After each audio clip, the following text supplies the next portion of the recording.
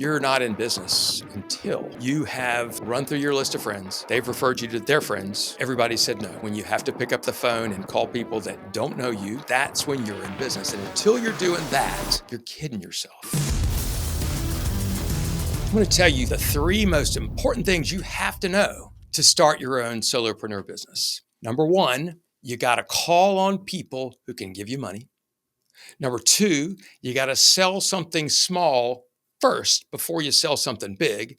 And number three, you got to make yourself seem bigger than you really are. I had a guy call me today, really nice guy, got referred to me by another friend. And the friend emailed me and said, "You need to talk to this guy. He's starting his own business. He's really nice. I told him he ought to talk to you because I know you've been through a bunch of stuff and you've been through where you are. Maybe you could help him some." I said, "Man, I'm happy to talk to him." And by the way, if any of y'all are already on this journey or you're thinking about going on this journey and you want to talk to me about mine and maybe see if I can help or offer some feedback, I'm happy to talk to you. But this guy was really nice, about 40, smart guy, had been in corporate America, got the hell out. Now he wants to start his own thing. He has a franchise who's got some framework, but he met me because he talked to a friend of his who said he should meet me. And then after this, he was going to meet with a CPA that his friend said he should meet. So he's having friendly meetings with friendly people, which is a great way to stay busy, but it's not a great way to make money. And we had this great conversation, and he's met all kinds of people, and he's gone out to his network, and he's reached out, and he's had lunch and all this stuff with different people. I said, "How long have you been doing this?" He said, "Since August." And now it's October. And I said, "Okay." I said, "How many actual business owners have you sat down with since that time?" He said, "3." I said, "Okay, how'd that go?" And he goes, "One's kind of a maybe, and the other two, just wasn't the right thing." I was like, "Okay, that's cool. I understand that." I said, "How many do you have lined up?" And he said, "Well, kind of none right now. I'm kind of hoping to get referrals, into people." And I said, "That's so great." I said, "Good for you. And I hope that works."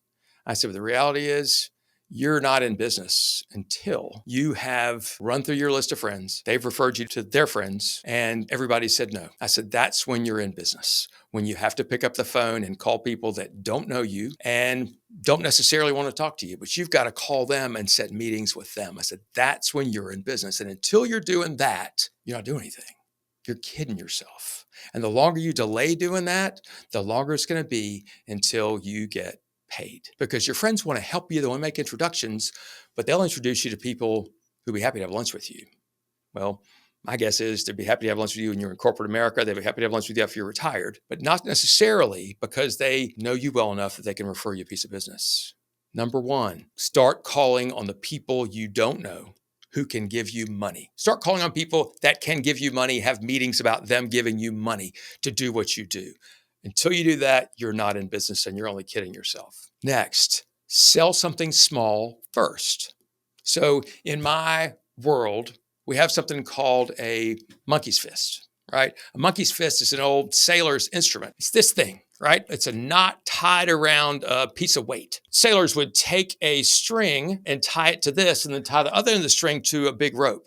So if they needed to throw a rope over a boom or, toss the anchor to shore or somebody else, you can't just throw a chain, right? So they would take this, tie a smaller rope to it, and the rope would go to the heavier rope. And so you throw this, and then the people who catch this can pull it over, and then they can pull the big rope with it, right? That's the theory of a monkey's fist. It's called that because of the way the stuff is. And some sailor thought that looked like a monkey's fist. So that's what that is. The reason I tell you that is a lot of times we've got these ideas. I'm going to sell somebody a project that's $50,000 or $80,000 or $10,000, but it's a lot.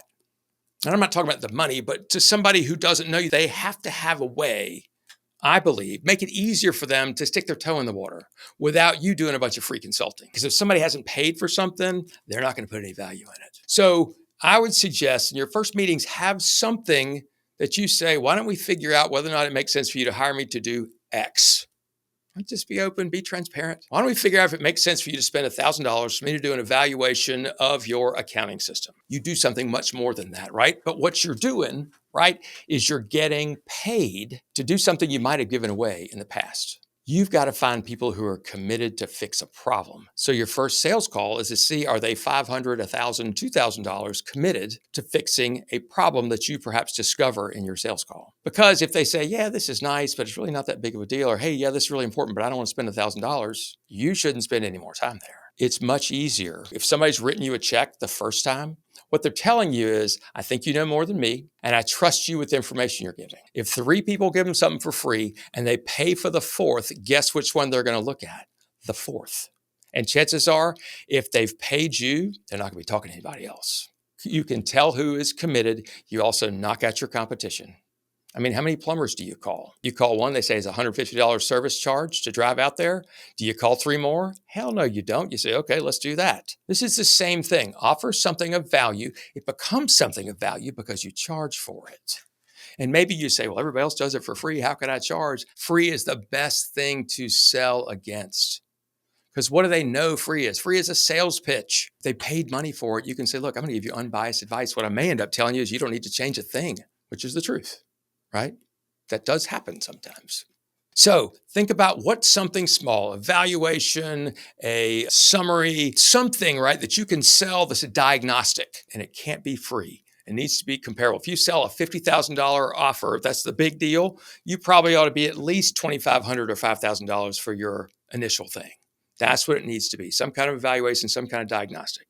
You do that, you can figure out who's a real prospect sooner rather than later. You're providing value. You're building your own sales pipeline up, and you'll shorten your sales cycle a lot. And you'll hear no from people a lot faster, which, believe me, is what you want. A long no, a late no after 5, 6 meetings, shoot me in the head. That's miserable. Don't do that to yourself or them. Third thing we talked about, make yourself bigger than you are.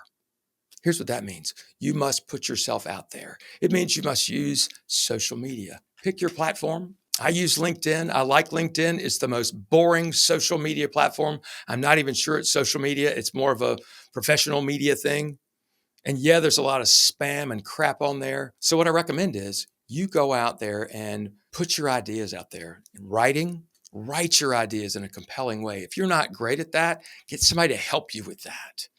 Don't use AI.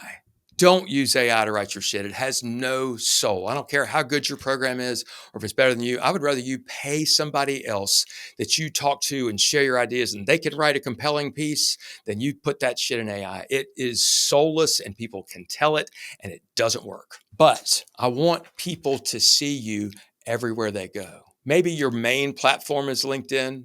When I first started, I had some stuff sprinkled on Instagram and I had some stuff sprinkled on Facebook. And I still occasionally put stuff there. I have somebody put stuff there. I don't spend any time on those platforms. You want people to say, I have seen your stuff every time I turn on LinkedIn, every time I turn on Facebook. Hey, you're posting some good stuff, right?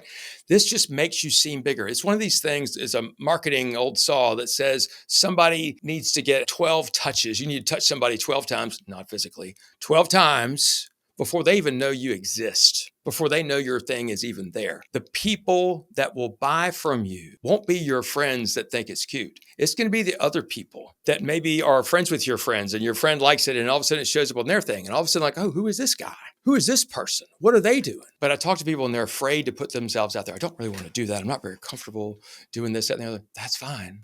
But understand your discomfort, your staying in your comfort zone and not wanting to promote yourself, it's a huge mistake. And when I say put yourself out there, I mean 4 times a week. I want you to work on putting out a compelling piece of content. Tell a story with a lesson. Make it tight. Work on your writing or have somebody help you with your writing. Tight, compelling, punch in the face message. Over and over and over again. Show people who you are and what you believe. The more you show people who you are by what you believe, you will attract those people that you want to attract. I want you to remember when you're talking, when you're writing on LinkedIn, when you're posting a video, I want you to imagine that one person in your audience that needs to hear what it is you're saying. Who's that one person? I want you to focus on them and I want you to speak to you. Not, hey, everybody. I want you to speak to you.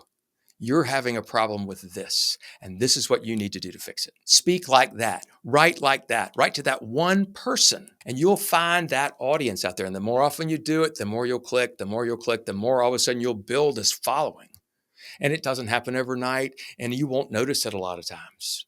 But over time, it builds, it compounds. If you keep doing that over, I know it sounds crazy, couple of years, 3, 4 years, work it, adjust what's working, what's not, pay attention, have somebody help you with what's working, what's not, help you with ideas, help you with that kind of stuff. You've got to be able to invest in other people so you can leverage yourself. So I talked to this guy. We had a really good lunch. He's a great guy. He really is. And I hope he succeeds. But there's a level of you got to get your ass kicked. You got to put yourself out there.